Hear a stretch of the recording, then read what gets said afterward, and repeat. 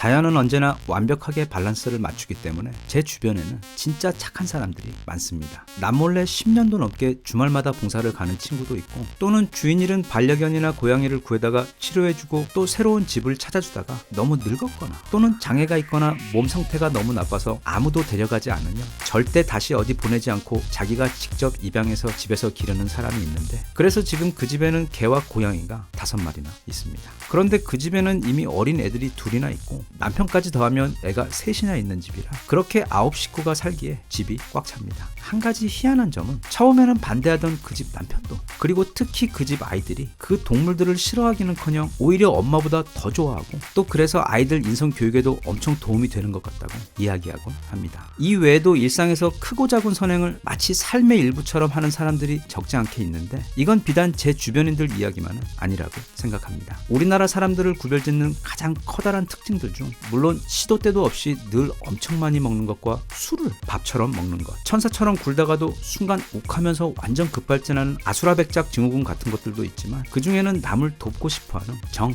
즉 따뜻한 마음이 있습니다. 여기서 남이라는 건 때론 우리나라가 되기도 하고 때론 주변 이웃이 되기도 하며, 심지어 어쩔 땐 원수인 일본 같은 곳에서 재난이 일어나도 온 국민이 성금을 모아 전달해주는 그런 사람들입니다. 말하자면 남을 돕는 것을 일종의 당연한 문화이자 두 번째 본능처럼 가지고 있는 사람들인데, 그렇다 보니 늘 어딘가 남을 도울 기회가 없을까 적극적으로 찾아다니며 푼돈이라도 마음을 담아 기부하며 그 남 돕고 싶어하는 착한 마음을 채웠습니다. 그렇다 보니 우리나라에서는 유독 엄청나게 많은 온갖 종류의 기부 단체들이 생겨났는데, 일부 단체들에서 수백억 원에서 수천억 원 사이에 어마어마한 돈을 그 어떤 제품이나 서비스를 파는 것도 아닌 그저 사람들의 순수한 착한 마음의 결과로 모두 받아서는 그걸 자기들끼리 호화 해외여행을 가서 최고급 리조트에서 술 파티를 벌이고 요트 여행을 하며, 또는 온갖 사치품을 구입하는데 수십억 원의 돈을 물쓰듯 탕진하거나 하면서도 정작 그 돈이 가야 할 어려운 분들에게는 거의 아무런 돈도 전해지지 않았던 그런 사례들이 너무 반복적으로 많이 드러나다 보니까 저도 그렇고 또 많은 사람들이 이제는 그 어떤 기부 단체에도 도움을 전하는 것을 선뜻 하지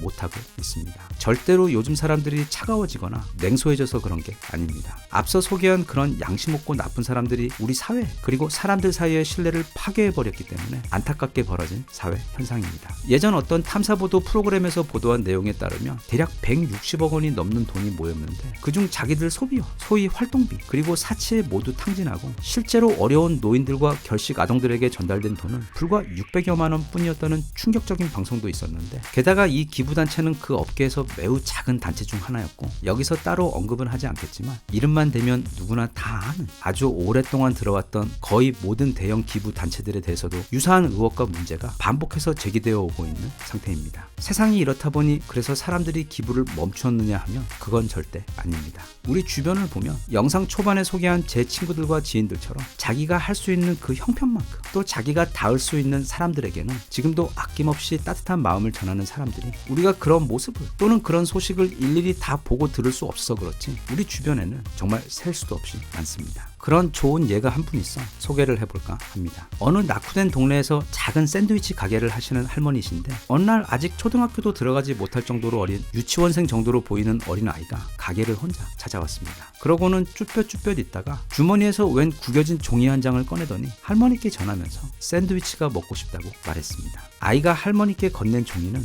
10,000원짜리 지폐였습니다. 아이가 크레파스로 종이 위에 그림. 아마도 어른들이 바깥에서 돈을 주고 무엇을 받는 모습을 보고는 샌드위치가 너무 먹고 싶어 그걸 따라했던 것 같은데, 그 동네 이웃들은 경제력이 그리 좋지 못해서 하루 종일 집에 부모도 없이 혼자 있는 아이들이나 결식 아동도 많은 곳이었기 때문에 기대감에 가득 차 할머니를 올려다보는 아이의 얼굴은 배가 많이 고파 보였습니다. 그러자 이 쿨한 할머니는 일단 아이를 가게 안으로 들이더니 극진한 손님 대접을 해주었습니다. 최고로 맛있는 샌드위치도 만들어주고 함께 먹을 시원한 음료수도 내어주며, 그렇게 아이는 너무나도 먹고 싶어 했던 그 샌드위치를 맛있게 먹었습니다. 그리고 아이가 나가려고 할 때 할머니는 아이에게 언제든 배고프면 또 오라는 말과 함께 아이의 작은 손에 얼마의 거스름돈을 꼭 쥐어 보냈습니다. 이 이야기에서 할머니와 아이 중 누가 더 손해를 보았고 누가 더 이득을 보았을까 생각해봤습니다. 일단 손해본 사람은 없습니다. 둘 다 이득을 보았는데, 굳이 따지자면 할머니께서는 그날 완전 개 탓인 겁니다. 아이도 물론 그렇게 먹고 싶어하던 샌드위치를 먹게 되어 너무 너무도 기뻤겠지만 남에게 선행을 베풀면 그 액수가 얼마든 간에 그것보다 훨씬 더 커다란 행복을 내가 느끼게 되는데, 할머니께서는 샌드위치 한 개와 음료수 값에 그 커다란 행복을 누릴 수 있었고, 또 나중에 아이가 배가 고프면 뭘 사 먹을 수 있도록 거스름돈까지 쥐어주셨기 때문에 그날 완전 가성비 쩌는 행복 플렉스를 하신 겁니다. 그렇게 보면 할머니도 정말 좋은 분이시지만 그 아이야말로 할머니께 찾아온 천사가 아니었나 싶습니다. 액수는 상관없습니다. 그건 고작해야 그저 돈일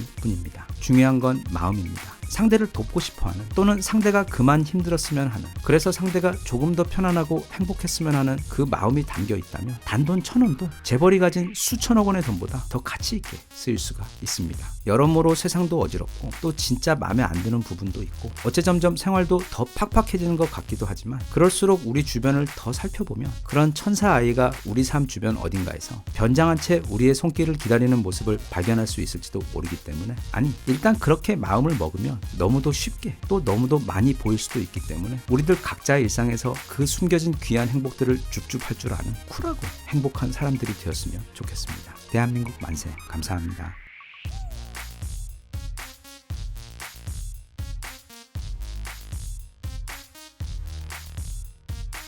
Sun up, sun down.